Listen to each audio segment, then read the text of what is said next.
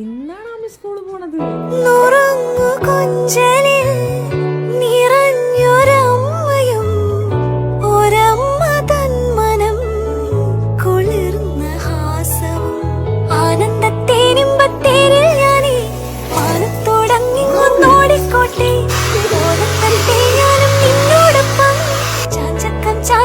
ചാടിക്കോട്ടെ